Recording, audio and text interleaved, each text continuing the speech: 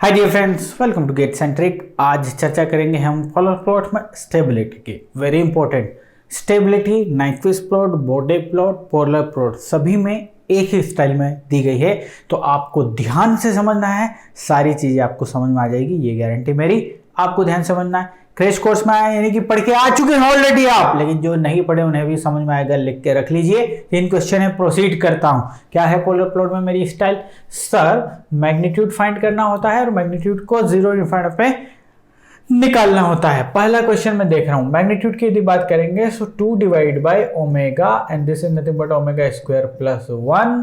यहां से हो जाएगा ओमेगा स्क्वायर प्लस 9। किसी को कोई आपत्ति नहीं। दूसरा भी साइमल्टेनियसली कर रहा हूं, m equal to this is nothing but 12। नीचे की कहानी सेम, सभी में omega square plus 1 and omega square plus 9। Let's find out for this. So this is nothing but 24 divided by omega square plus 1 and this is nothing but omega square plus 9. Okay, magnitude find कर लिया। Now let's find out the phase. So here it is. पहले की phase की बात करें, so this is nothing but this. क्या है भैया? 0 minus 90 degree minus tan inverse omega minus tan inverse 3 omega. सभी में यही रहने वाला है।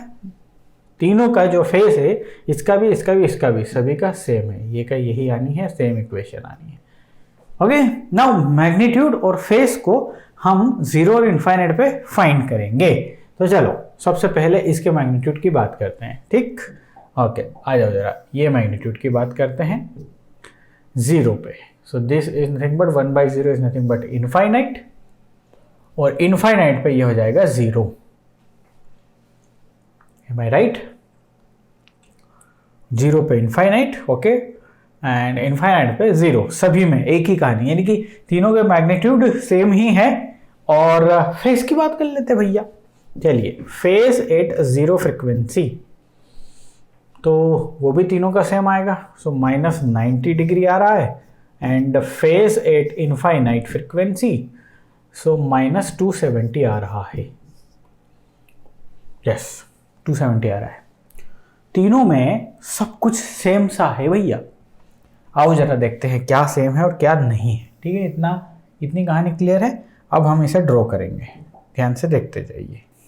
आ जाइए जरा, ड्रॉ करते हैं। ठीक, so starting direction ending direction का कंक्लूजन और कर लेते हैं भैया। स्टार्टिंग डायरेक्शन और एंडिंग डायरेक्शन।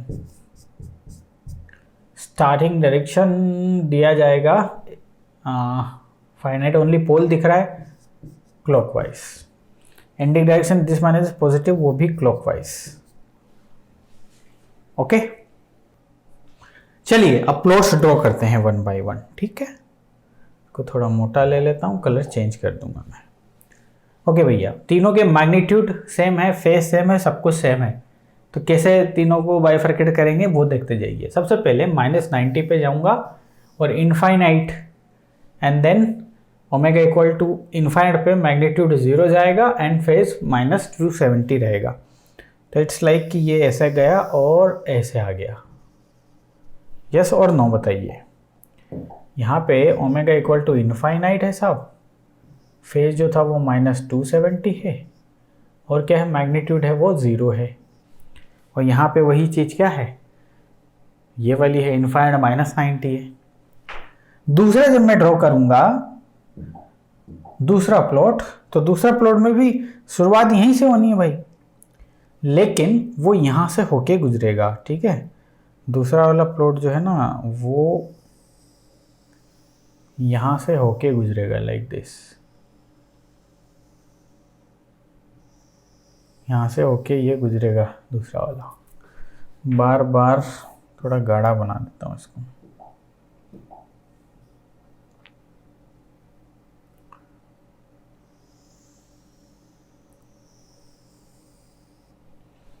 दूसरा वाला ऐसा बनेगा।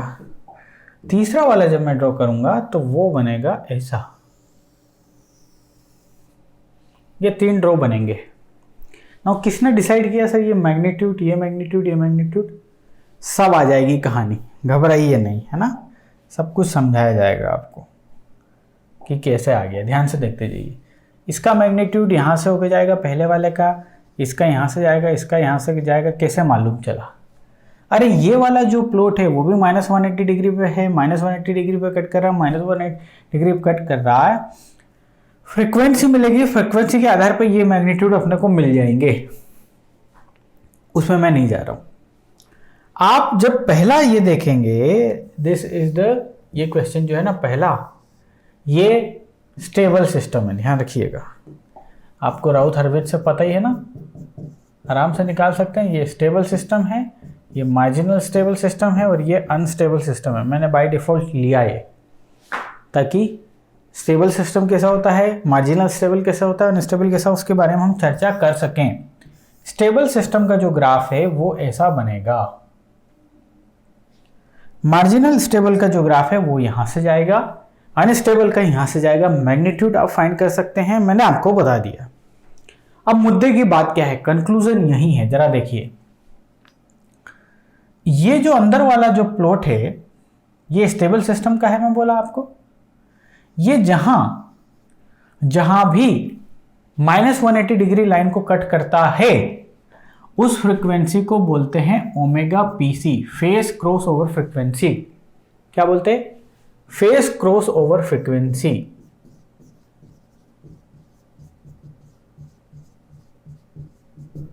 फेस क्रॉस ओवर फ्रीक्वेंसी यानी कि वो पॉइंट जहां पे जो फेस -180 डिग्री हो। इस लाइन पर -180 डिग्री है, इस पर्टिकुलर के लिए ये यहां पे ओमेगा पीसी है, इस पर्टिकुलर के लिए यहां पे ओमेगा पीसी है। ठीक है, अब आपका प्लॉट जहां पे 1 को कट करता है, ये सर्कल है, ये एक यूनिट सर्कल है, क्योंकि जब आप क्लोज लूप ट्रांसफर फंक्शन की बात करते हो 1 + g of s h of s equal to 0 characteristic equation बनाते हो जो कि poles of the close loop system है। तो यहां से यदि आप देखोगे, so g of s h of s is equal to -1, magnitude की बात करोगे तो 1 आएगा और एंगल की बात करोगे तो 180 प्लस माइनस और इसका ऑड मल्टीप्लिकेशन आएगा। मैग्नीट्यूड 1 है और फेस -180 डिग्री देखा जाएगा, -180 डिग्री। इसीलिए इस फेस को जहां भी कट करते हैं उसके लिए एक फ्रीक्वेंसी हमने डिफाइन करी, omega PC, face cross over frequency. और जहां पे ये 1 को क्रॉस कर जाएगा प्लॉट, उस पर्टिकुलर पॉइंट को मैं बोलूंगा गेन क्रॉस ओवर फ्रीक्वेंसी। यहां पे जिस फ्रीक्वेंसी पे ये 1 को कर जाएगा, इसे बोलूंगा मैं gain cross over omega GC. इसके लिए ओमेगा जीसी यहां है, दूसरे वाले के लिए ओमेगा जीसी, और इसके लिए ओमेगा जीसी कहाँ है? यहाँ है भाई। This is nothing but the omega GC. क्या हो गई ओमेगा जीसी? ओमेगा जीसी हो गई आपकी gain cross over frequency, gain cross over frequency. Gain cross over frequency का मतलब जहां पे मैग्नीट्यूड 1 हो। ये दोनों कंडीशन कहाँ से आई? ये यहाँ से आई, क्लोज लूप कंट्रोल सिस्टम के पोल से। यदि आपके पास कैरेक्टरिस्टिक इक्वेशन है, मैग्नीट्यूड 1 है रेफरेंस में और फेस -180 है, ये बेंचमार्क है किसी क्लोज लूप स्टेबल सिस्टम के लिए। आप देखिए जरा, सर इस वाले के लिए ओमेगा पीसी है, इस वाले के लिए ओमेगा जीसी है, यहां पे है, इस वाले के लिए ओमेगा जीसी ओमेगा पीसी एक जगह पे है, इसके लिए दिस है। अब आप बताओ, यहां से जहां से प्लॉट स्टार्ट हुआ था ओमेगा 0 से स्टार्ट हो रहा है, ओमेगा इनफाइनाइट पे खत्म हो रहा है, तो यहाँ फ्रीक्वेंसी बढ़ रही और फाइनली इनफाइनाइट हो गई। अब आप बताओ ओमेगा जीसी की वैल्यू बड़ी है या ओमेगा पीसी की वैल्यू बड़ी है? सर ऑब्वियस सी बात है, इस पर्टिकुलर के लिए omega PC is greater than omega GC आया है। ये स्टेबल सिस्टम के लिए आता है हमेशा। इसके लिए देखो जरा, ओमेगा जीसी बराबर ओमेगा पीसी, ये मार्जिनल स्टेबल सिस्टम के लिए आता है। इसके लिए देखो जरा, ओमेगा पीसी ओमेगा जीसी, तो ओमेगा जीसी यहां पे बड़ी है ओमेगा पीसी से। ये अनस्टेबल सिस्टम के लिए कंडीशन आती है साहब। अगेन यदि आपके दिमाग में कंफ्यूजन हो, सर ये अंदर गया, ये यहां गया, ये कैसे ड्रॉ किया, मैग्नीट्यूड की वैल्यू फाइंड आउट कर ले लाले, मैग्नीट्यूड की वैल्यू फाइंड आउट कर ले, सब कुछ समझ में आ जाएगा। ठीक है, okay.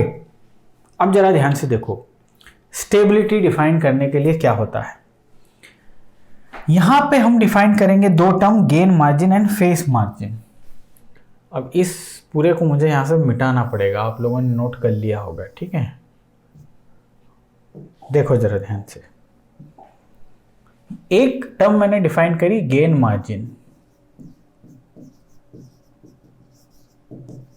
And face margin.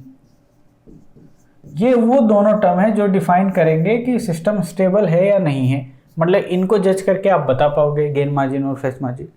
Gain margin वो बोलता है कि ओमेगा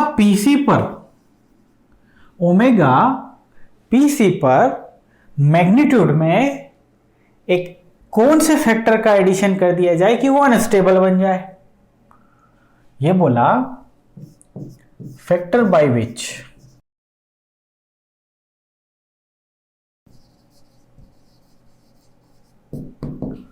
समझ गए। और ये पूरी कहानी है at the rate omega PC पर फेस क्रॉस ओवर फ्रीक्वेंसी पर factor by which the gain is increased. ये गेन है भाई, ये गेन कौन से फैक्टर से इंक्रीज कर दिया जाए कि ये यहां पहुंच जाए, इनस्टेबिलिटी पे पहुंच जाए, उसे गेन मार्जिन कहते हैं। इसे डिफाइन कैसे करते हैं लीनियर फॉर्म में, जो भी यहां मैग्नीट्यूड है उसका रेसिप्रोकल।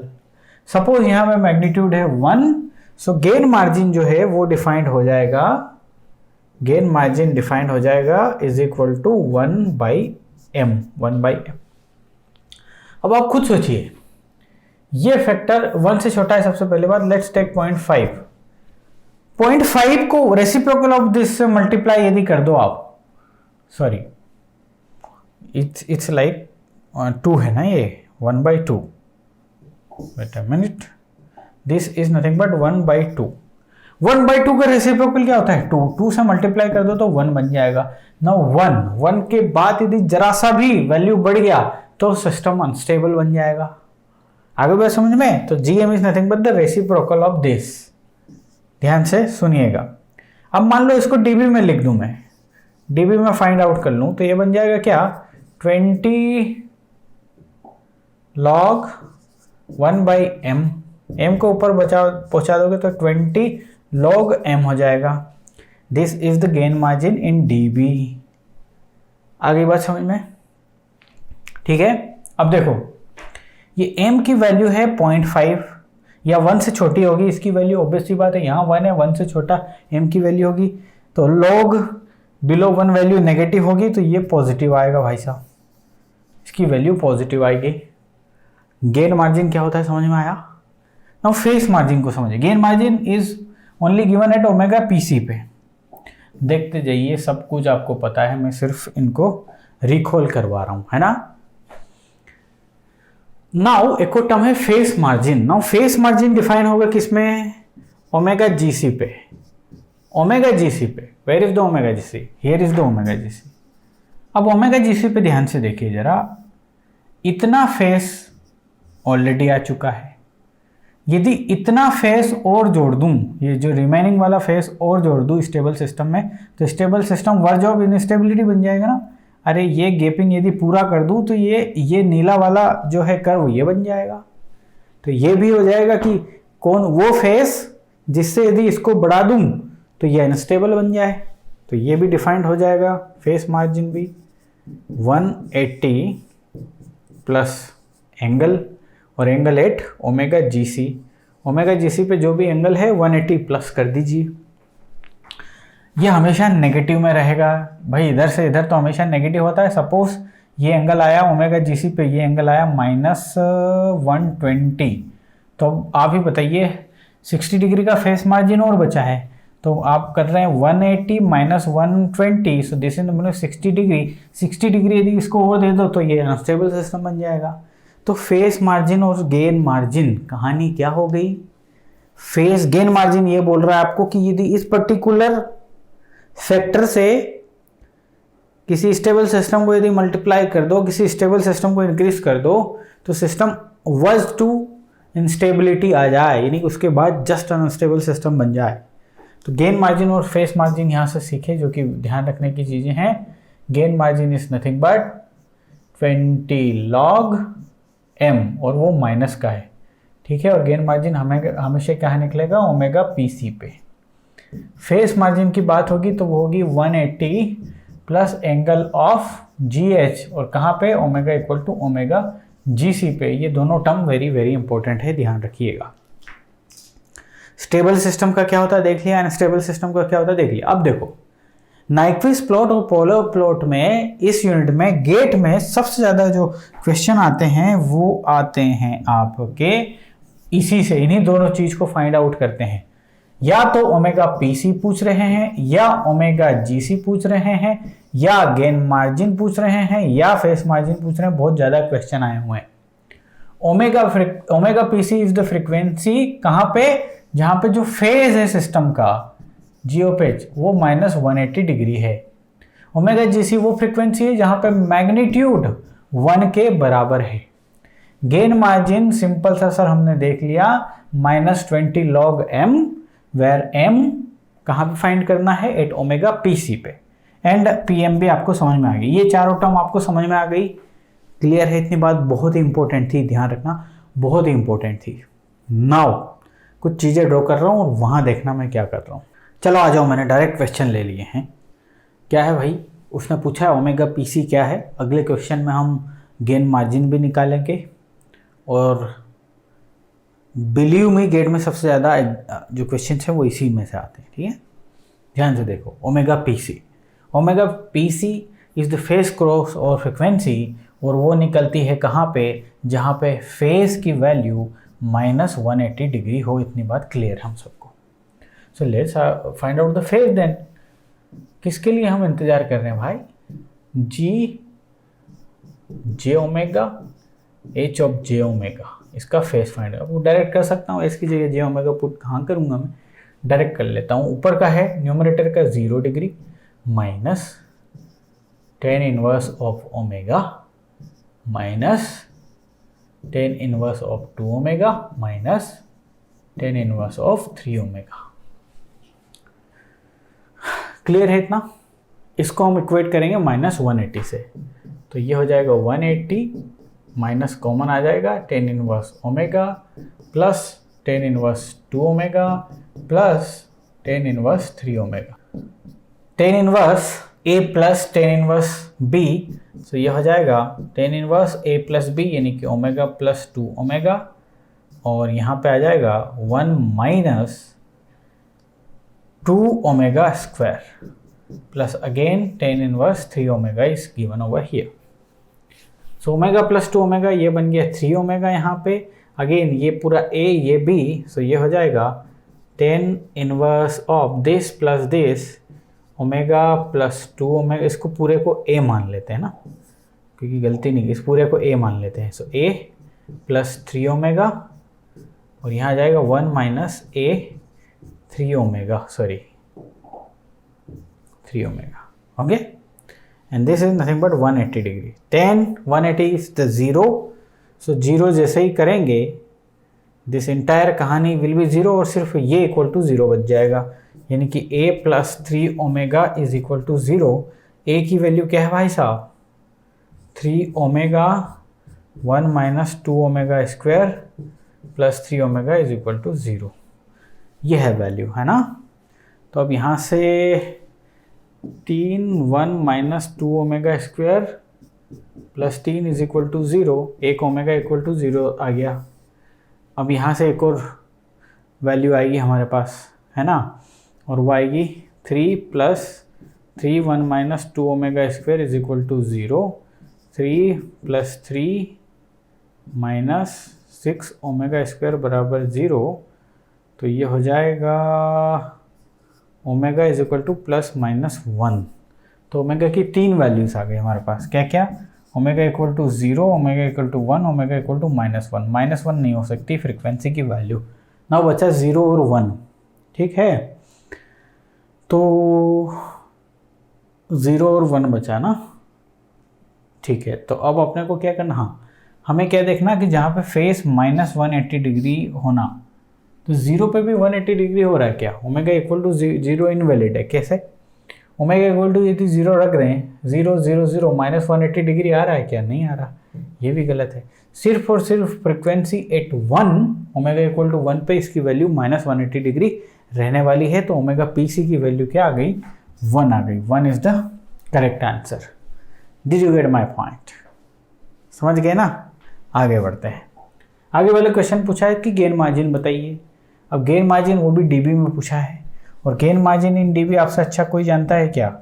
-20 log m, और m कहाँ पे? एट ओमेगा पी सी पे, है ना।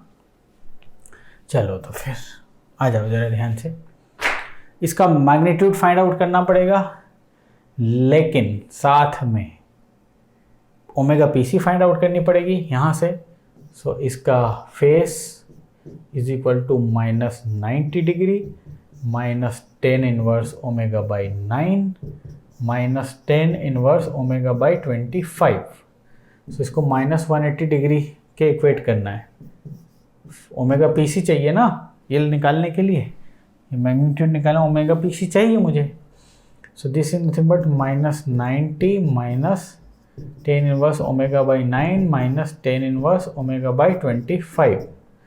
सो ये इधर एरिया आया तो ये -90 बचा, और प्लस कर दो इसे, ये 10 inverse omega by 9 plus omega by 25 divide by 1 minus omega square 9 गुना 25। So 10 inverse infinite.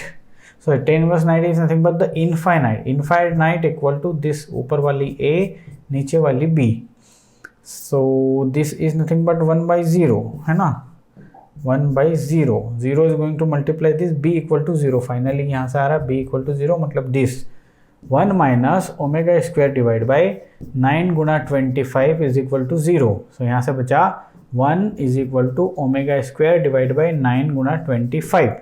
Omega square is equal to 9 गुना 25। ओमेगा इज इक्वल टू 3 गुना 5 इज इक्वल टू 15।